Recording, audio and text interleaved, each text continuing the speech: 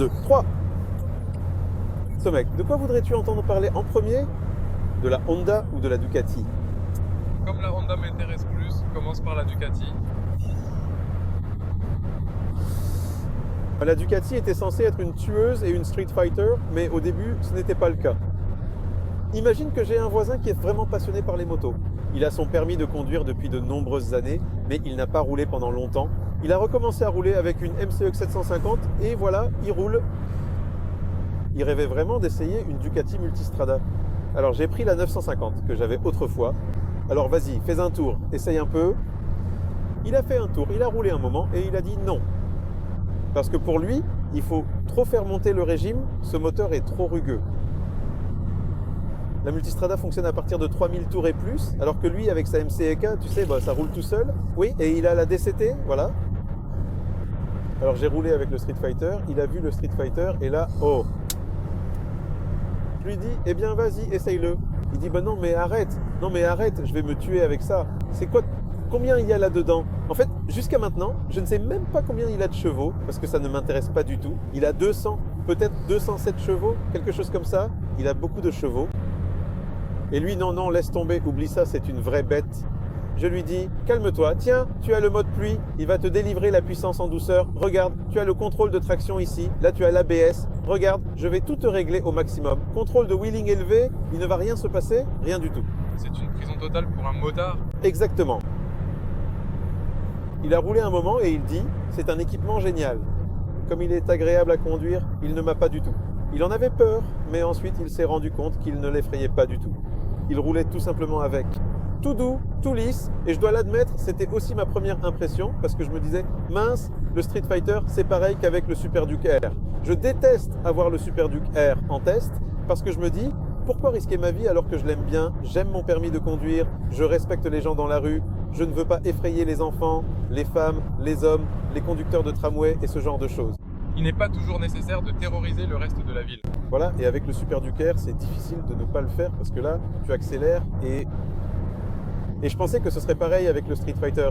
Une moto complètement inutile parce qu'à quoi te servent plus de 200 chevaux et des ailettes qui génèrent de l'appui à 300 à l'heure ou à 250, apportant une trentaine de kilos d'appui? À quoi ça te sert pour aller au travail? Et alors, je suis parti pour la première fois avec cette moto, vraiment avec le Dragon, et soudain, il s'est avéré que c'était un ours en peluche. J'en ai parlé avec Alessandro Vaglia, pourquoi si longtemps? Alessandro Vaglia, c'est le pilote d'essai de Ducati, et je lui ai demandé, pourquoi travaillez-vous aussi longtemps sur ce Street Fighter? Après tout, tu prends la V4, t'enlèves les carénages, tu mets un guidon large, et voilà. La même suspension, le même moteur, le même bras oscillant. Donc tout est pareil, il suffisait juste de mettre un phare, de visser ces petites ailettes stupides et c'était prêt. Il disait non, qu'il testait ça longtemps, que ce serait complètement différent, blablabla. Et voilà, c'est vraiment une moto totalement différente.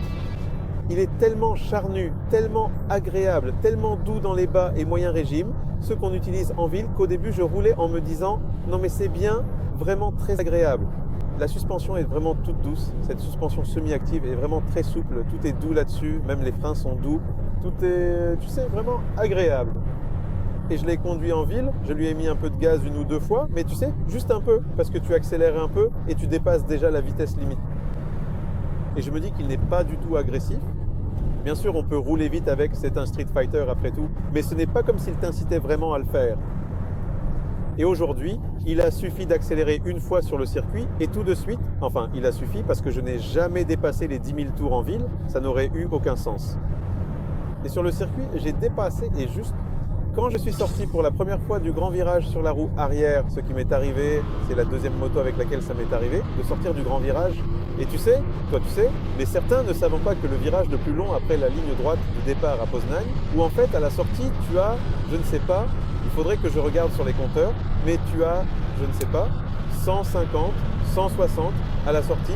Et la moto précédente avec laquelle je sortais sur la roue arrière, c'était la Panigale. Et c'était la deuxième moto qui était partie en wheeling pour moi. Et je devais me concentrer sur la façon d'accélérer pour qu'elle ne lève pas la roue. Parce que, évidemment, ça déstabilise et ce n'est pas très intelligent pour la conduire. Ou alors régler le contrôle de wheeling à un niveau élevé. Mais c'est tout simplement absurde. 10 000 tours et il réagit comme une bête juste avec l'interrupteur. C'est de la folie. C'est drôle à entendre d'ailleurs, voilà, parce qu'on sent qu'il se passe quelque chose dans la boîte à air, ou alors c'est juste le mélange qui change, ou bien il y a des clapets d'échappement qui s'ouvrent. Il se passe quelque chose que tu roules tout le temps, en fait. Par exemple, j'ai roulé longtemps en inclinaison et j'entendais, alors que j'accélérais moi-même, qu'il se passait quelque chose, ça modulait, et puis quand tu roulais, tout à coup tu dépassais ce seuil, et là, waouh! Incroyable! Un naked bike qui, sur la ligne droite de départ, a dépassé la S1000RR. Avec la R1, je l'ai dépassé comme ça, et tout le monde disait d'accord, parce que je roulais dans le groupe B, donc là-bas, certains ne sortaient pas très bien sur la ligne droite, mais j'ai même regardé exprès, je pensais à rouler avec quelqu'un sur une 1000LR, et je sortais exprès à peu près comme lui. J'accélérais à cet endroit-là, et ensuite je me décalais, et on roulait à la même vitesse, tout simplement à égalité avec le naked bike, où la résistance de l'air est tout simplement présente. Et en ville, il montre toute sa vivacité et il est adapté à ce type de conduite. Oui. Et sur circuit, il montre ce mordant qu'il a tout simplement. Il possède vraiment ça. Assez bien, oui. Et ce qui est intéressant, c'est que cette moto est complètement à l'opposé de la KTM Super Duke. Parce que la KTM Super Duke montre son mordant dès le début. C'est vraiment parce que Monsieur Gale, elle est tout au bout en fait. Quand tu lui donnes des gaz, là elle te fait « Ouah, bam, tu veux, tu as ». Et la Super Duke, elle, tout de suite, elle t'embarque, allez, on y va à fond, pas vrai? Mais d'un autre côté, quand tu roules en Super Duke et que tu restes seulement dans la plage moyenne des tours, parce qu'il a 140 Nm de couple, c'est juste une quantité cosmique, donc tu n'as même pas besoin de le faire monter dans les tours. Donc quand tu le fais monter, tu n'as pas vraiment, au début, tu as ce coup de pied, ce wow, et puis tu n'as plus cette puissance qui arrive, et yo, encore plus, et voilà, vous savez, oh cool, cool, cool, Hadj. Allons-y. Non? Eh bien, tu sais, eh bien, bonjour madame. Bonjour. Mais vous dépensez de l'argent sur cette autoroute. Autoréflexion. À bientôt. Autoréflexion au volant. Donc c'est incroyable. Il a toujours été évident que ce serait un caractère différent de celui du Super Duke, mais c'est bien parce que grâce à cela, ces motos ne seront pas en concurrence directe. Enfin, théoriquement, elles rivalisent directement, mais elles ont tout simplement un caractère différent. Elles sont faites pour quelqu'un d'autre. Parce que ce qui est intéressant, c'est que la Super Duke est une moto beaucoup plus stable et rigide en termes de conduite. Donc ce que je viens de dire, que la Ducati est douce et tout ça, c'est en fait assez drôle parce qu'elle est effectivement très douce et très souple en bas et au milieu du régime moteur. Ensuite, elle a ce coup de fouet vraiment puissant et impressionnant. Tu peux atténuer ce coup de fouet parce que tu peux réduire l'électronique, mais il me semble, il faudrait que je vérifie que pour un amateur, malgré tout, il serait plus facile de rouler sur la KTM. Et c'est parce que le couple arrive toujours. Tu n'as même pas besoin de le faire monter dans les tours. Tu peux rouler avec un mauvais rapport, il va quand même s'en sortir. L'électronique est aussi très bonne. Et la Ducati a, tu sais, cette suspension et ce cadre que je vais coller à fond dans l'inclinaison. Tu peux vraiment y aller à fond, mais tu auras toujours une moto vivante sous toi. Et la KTM est censée être rigide, stable, donc la Ducati changera sûrement de direction plus rapidement, mais la KTM sera plus stable. J'en parle beaucoup parce que les gens demandaient tout le temps à propos de la KTM et tout ça, mais je vais prendre la KTM et la Ducati, et tu sais ce que je vais faire? Je vais mettre des slicks. Non, non, non, parce que comme aujourd'hui, avec la Fireblade, dont je parlerai dans une autre vidéo, j'ai monté des slicks et c'était bien mieux à conduire. Donc cette Ducati, eh ben, c'est super sympa parce que c'est Diablo Rosso. Sur l'ancien circuit, ce sont des slicks. Et franchement, pour des pneus routiers, ils accrochent vraiment bien. Mais quand je roulais à 44, il y avait sûrement moyen de gagner encore un peu, mais l'avant m'a déjà fait quelques frayeurs. Il a commencé à glisser, donc peut-être pas. Ce qui est drôle et que je dois dire, c'est que la position est vraiment marrante parce que sur la Street Fighter, c'est très confortable. Vous savez que le précédent Street Fighter était un 2 cylindres, comme le précédent 19-18. Terriblement dur. Oh Jésus, tu sais monter à cheval, alors tu as monté à cheval? Ha ha ha ha ha, je ne veux plus. Partout qu'il fait chaud, c'est dur et pas mal. Oui, exactement. Et il faut rouler très vite pour que ce soit même possible de rouler. Et avec celui-ci, c'est tellement confortable. Le guidon est aussi haut et les repose-pieds sont assez bas. Au début, je frottais un peu avec mes bottes, mais ensuite j'ai réglé la suspension pour qu'il y ait plus de garde, pour que l'arrière s'affaisse moins, et c'était mieux. Mais j'ai vraiment l'impression de tenir ce taureau par les cornes. Allez, on y va. Franchement, c'est super confortable, non? Sur cette moto. Donc quand on aura la Super Duke et celle-ci, on mettra des slicks. Parce que ces motos, eh bien aujourd'hui, j'ai fait 44 avec ce Street Fighter et je parierais ma tête que si je m'étais vraiment concentré, il aurait encore fallu régler un peu plus la suspension, tu vois, la raffermir encore, mais il y avait encore de la marge. Il me semble que 39 peuvent être attaqués, n'est-ce pas? Plutôt bien pour un vélo nu. Comme un gars nu avec des ailes. Conduire, juste conduire. Et un joli moteur? Et silencieux, car Fireblade est trop bruyant pour Poznań et Street Fighter est suffisamment silencieux. Et je me demande ce que ça donnerait si on lui mettait un échappement, parce que cet échappement, je l'ai sur celui-là. On termine à 226 ou 224 chevaux, je crois. Désolé, je ne sais pas combien il a de chevaux, mais franchement, je m'en fiche de ce qu'il y a sous la poignée et comment ça marche. Ce qui compte, c'est comment il roule, et les chiffres, je ne sais pas. Chacun peut en donner, mais moi, je ne veux pas.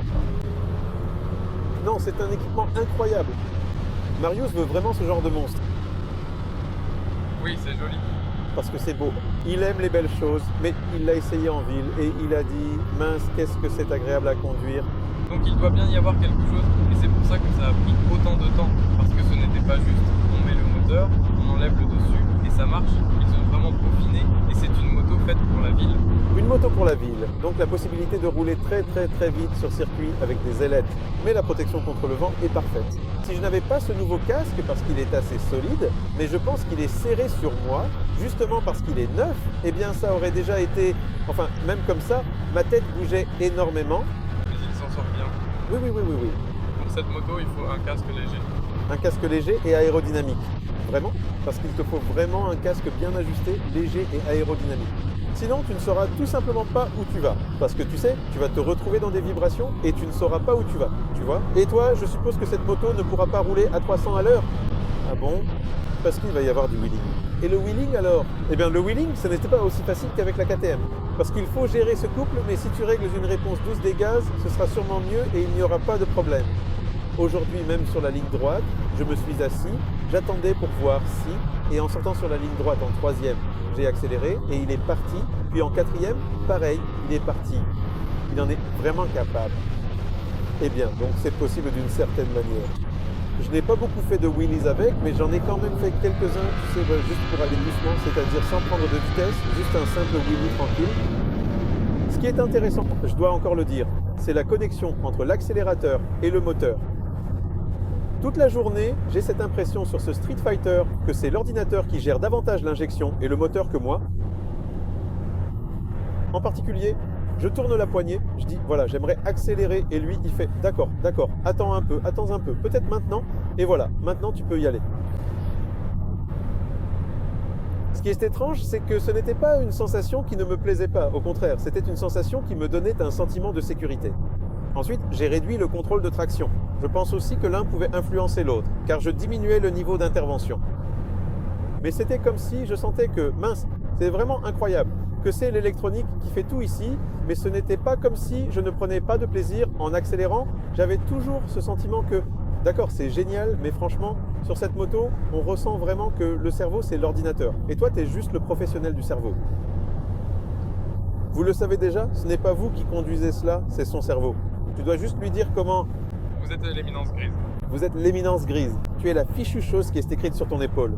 Eh, vas-y. Oui, vas-y. Ou alors tu le fais, tu le prends comme ça et tu pars. Combattant de rue, vélo cool. Eh ben, c'est bon marché. Comme toutes les Ducati et... Merdique. Oh non, je peux dire ça. Diable Ducati, maudite Ducati. Eh bien, il y a une raison pour laquelle ils sont si chers. Il y a une raison pour laquelle ils coûtent si cher, parce qu'ils peuvent faire tellement de choses. Certaines choses, non, comme on dit, donc on ne rapporte pas, mais elles en valent la peine. C'est ça, et c'est Fireblade. Salut. Dans une autre vidéo, vous verrez la Fireblade, et à droite, il y a aussi une Fireblade. Dommage que nous n'ayons pas ce genre de trou.